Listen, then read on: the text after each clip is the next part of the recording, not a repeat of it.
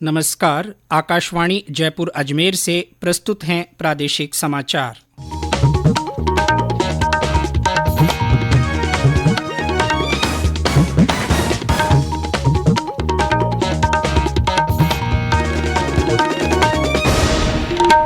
समाचारों के साथ मैं जितेंद्र सिंह पूनिया। प्रधानमंत्री नरेंद्र मोदी ने कहा है कि लोगों को त्वरित न्याय दिलाने के लिए राज्यों में स्थानीय स्तर पर वैकल्पिक विवाद समाधान तंत्र को बढ़ावा देने की जरूरत है। उन्होंने तेजी से मुकदमों को निपटाने के लिए लोक अदालतों की भूमिका की सराहना की। गुजरात में केवडिया के एकता नगर में विधि मंत्रियों और विधि सचिवों के सम्मेलन के उद्घाटन सत्र को संबोधित करते हुए श्री मोदी ने कहा कि मौजूदा कानूनों की समीक्षा की जानी चाहिए और पुराने तथा अप्रासंगिक कानूनों में समय के अनुरूप बदलाव करने या उन्हें रद्द करने की जरूरत है। प्रधानमंत्री ने कहा कि देश सही मायनों में तभी प्रगति कर सकता है जब पुराने औपनिवेशिक काल के कानूनों को हटा दिया जाए। उन्होंने ये भी उल्लेख किया कि लोगों के जीवन स्तर में सुधार लाने के लिए केंद्र सरकार ने पिछले 8 वर्षों में 32,000 प्रावधानों को हटाया है। केंद्रीय विधि और न्याय मंत्री किरेन रिजिजू ने न्यायपालिका और कार्यपालिका में समन्वय पर जोर दिया ताकि न्याय दिलाने में देरी न हो। 2 दिन के इस सम्मेलन का आयोजन विधि और न्याय मंत्रालय ने किया है।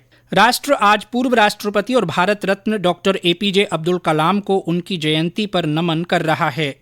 राष्ट्रपति द्रौपदी मुर्मू ने राष्ट्रपति भवन में पूर्व राष्ट्रपति डॉक्टर कलाम को उनकी जयंती पर श्रद्धांजलि दी और उनके चित्र पर पुष्पांजलि अर्पित की। प्रधानमंत्री नरेंद्र मोदी ने डॉक्टर कलाम की जयंती पर उन्हें श्रद्धांजलि दी। एक ट्वीट में श्री मोदी ने कहा कि एक वैज्ञानिक और राष्ट्रपति के रूप में राष्ट्र के लिए उनके योगदान को हमेशा याद किया जाएगा। मुख्यमंत्री अशोक गहलोत ने भी भारत रत्न डॉक्टर एपीजे अब्दुल कलाम को उनकी जयंती पर श्रद्धांजलि दी।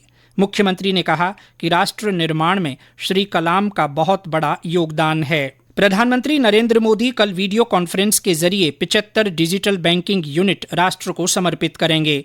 इस अवसर पर वे लोगों को संबोधित करेंगे।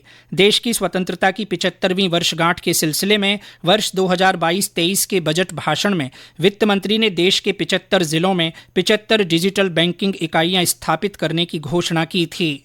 इन इकाइयों की स्थापना का लक्ष्य डिजिटल बैंकिंग का लाभ देश के कोने कोने में पहुंचाना है।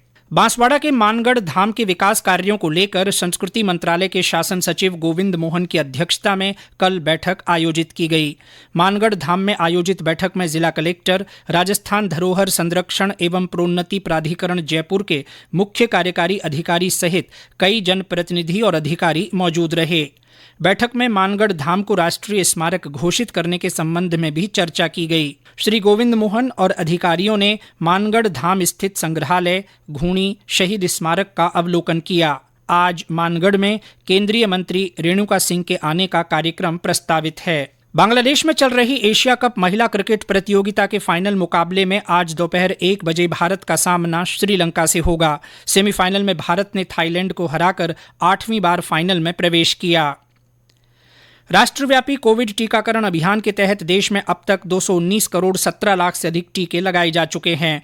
पिछले 24 घंटों में 5,82,000 से अधिक टीके लगाए गए। देश में 2,430 नए संक्रमितों की पुष्टि हुई और 2,000 रोगी ठीक हुए। स्वस्थ होने की दर 98.76% हो गई है। प्रधानमंत्री नरेंद्र मोदी 30 अक्टूबर को आकाशवाणी के मन की बात कार्यक्रम में अपने विचार साझा करेंगे। यह मासिक रेडियो कार्यक्रम की 94वीं कड़ी होगी। प्रधानमंत्री ने इस कार्यक्रम के लिए लोगों से अपने विचार साझा करने को कहा है।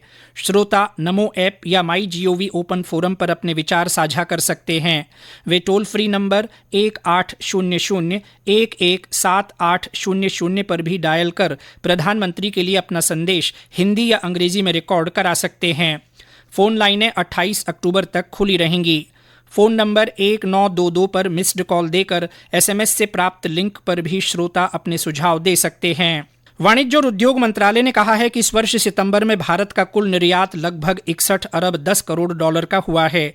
निर्यात में पिछले वर्ष की इसी अवधि की तुलना में 10.24% की वृद्धि हुई है। इस वर्ष अप्रैल से सितंबर के दौरान व्यापारिक वस्तुओं और सेवा क्षेत्र का कुल निर्यात 382 अरब 31 करोड़ डॉलर का रहा। इसमें पिछले वर्ष की इसी अवधि की तुलना में 21% की वृद्धि हुई। इसी के साथ प्रादेशिक समाचार बुलेटिन समाप्त हुआ। नमस्कार।